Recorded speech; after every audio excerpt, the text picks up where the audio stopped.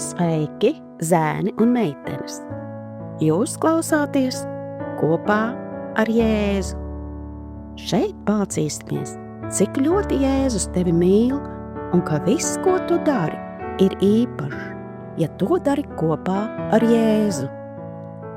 Tevi sagaida kāds jauns un aizraujošs Bībeles stāsts, ko tev sagatavojis pats Dievs. Vai esi gatavs? Šobrīd skan atverot Bībeli pirmsskolas vecuma bērniem. Šis būs A gada 2. ceturkšņa Dievs ir ar mani pirmās nedēļas lasījums. Vai tu atceries, kāda bija mūsu šīs nedēļas galvenā doma? Dievs ir ar mani, viņš palīdz man būt laipnam. Kas ir laipnība?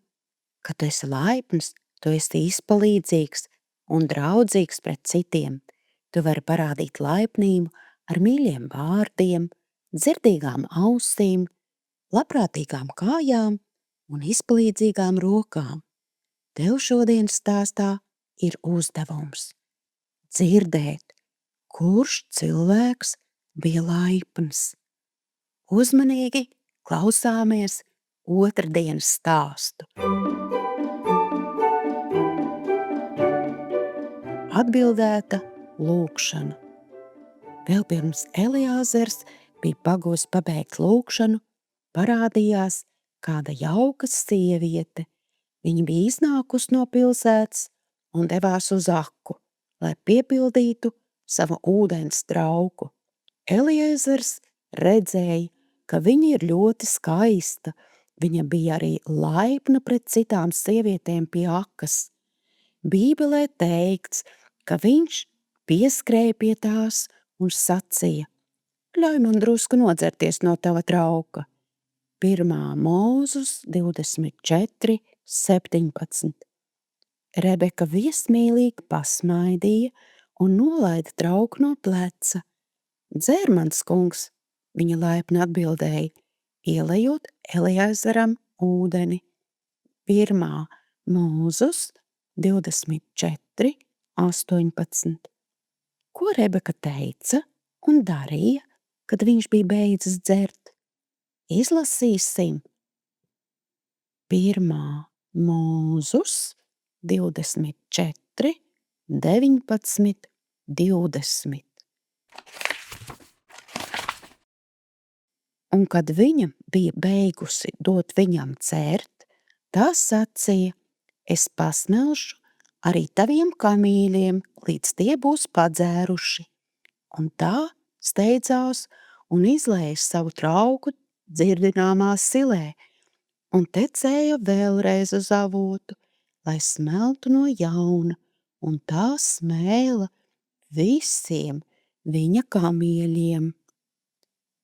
Kamīļi var būt ļoti izslāpuši, un Eliāzeram bija 10 kamīļi. Viņiem bija nepieciešams tik daudz ūdens, ka ar to varētu piepildīt 2 vai pat 3 lielas vannas. Tas nozīmē piesmelt ļoti daudz trauku. Tas nozīmē daudzas reizes skriet turp un atpakaļ. Lūk, kādu laipnību parādīja Rebeka. Eliāzers teica lielu paldies un uzdāvināja viņai zelta rotas. Tad viņš tai pajautāja: kā meita tu esi?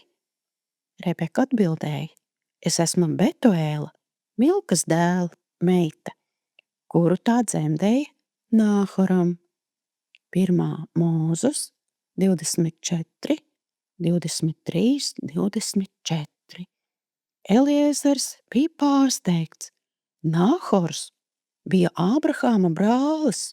Tas nozīmē, ka Rebeka ir Ābrahāma radiniece. Ko Eliāzers darīja tālāk?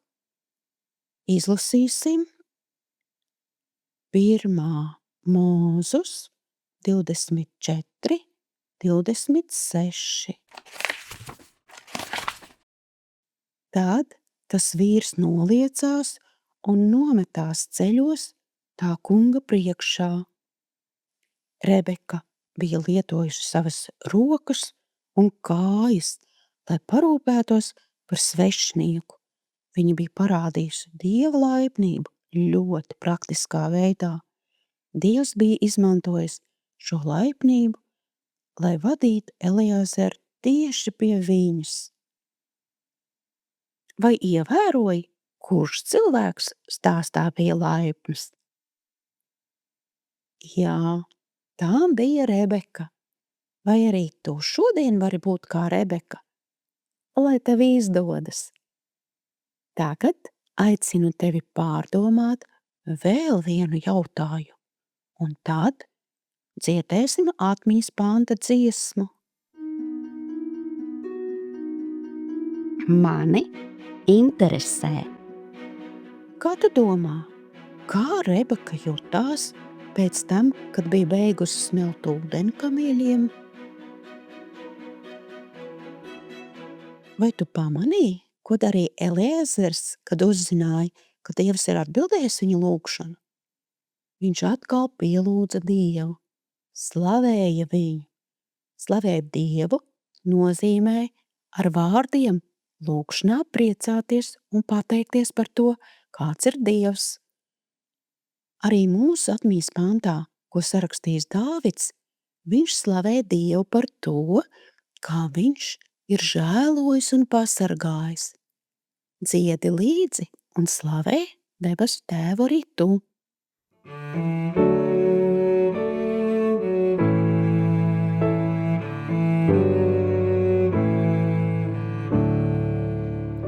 Slavēts lai ir tas kungs, ka viņš mani tik brīnišķīgi žēlojies, kā stipra pilsētā.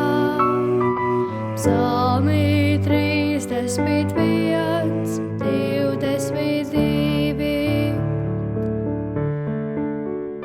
Slavēts lai ir tas kungs, ka viņš mani tik brīnišķīgi žēlojies, kā stipra pilsētā.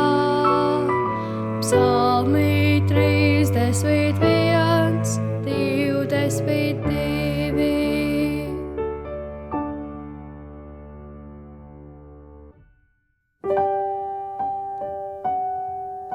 Laiks lūgšanai. Mīļais Tēvs, palīdz lūdzu parādīt laipnību citiem cilvēkiem, palīdzēt viņiem, lai arī tas prasītu smagu darbu. Paldies, ka tu dod spēku darīt labus darbus. Par to no sirds pateicos Jēzu tavā vārdā. Āmen.